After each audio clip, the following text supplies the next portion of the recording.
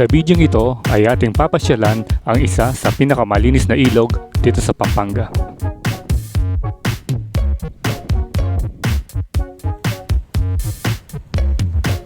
Ito ang Ilog Kamalig na matatagpuan sa Barangay Pio, Porac, Pampanga. Naging tanyag ito sa mga lokal na turista dahil sa super linaw na tubig na dumadaloy dito. So tara at samahan niyo ko na pasyalan natin ang isa sa pinakamagandang pasyalan dito sa Porac, Pampanga. So, what are you waiting for? Let's get it on! Good day kabalan, and welcome once again sa ating panibagong video. So, for today's vlog, pupunta tayo sa may Ilog Kamalig. Isa ito sa mga pinakamalinis na ilog dito sa Porac, Pampanga. So first, magsa-side trip muna tayo para puntahan natin yung isa sa mga pinakamatandang chapel dito sa Pampanga, yung Hacienda Chapel, dito pa rin sa Barangay Pio, Porac, Pampanga. Yung chapel na ito ay ginawa noong 1861 at may misa rito tuwing Saturday at 5 p.m.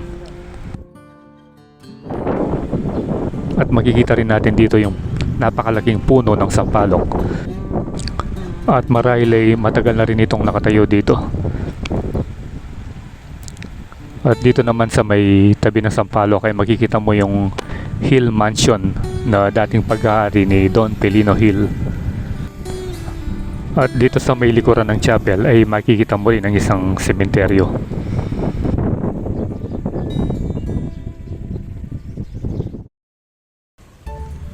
So diretso na tayo dun sa may Ilog Kamalig. At ito yung maliit na daan papunta mismo dun sa may ilog.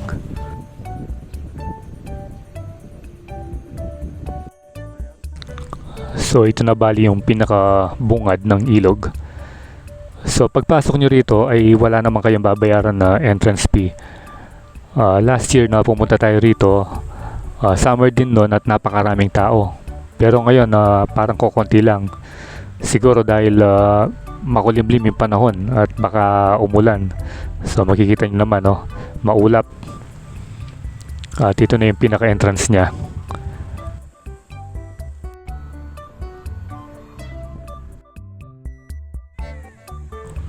So pagpasok pa lang natin dito ay makikita natin ang isang signboard na nakasulat sa salitang Kapampangan na pagpapanatili ng kalinisan sa lugar na ito. At yung ilog naman dito ay hindi siya kalaliman, so napakababaw lang niya at saktong-saktong ito para sa mga batang gustong maligo dahil nga mababaw lang at napakalinis ng tubig.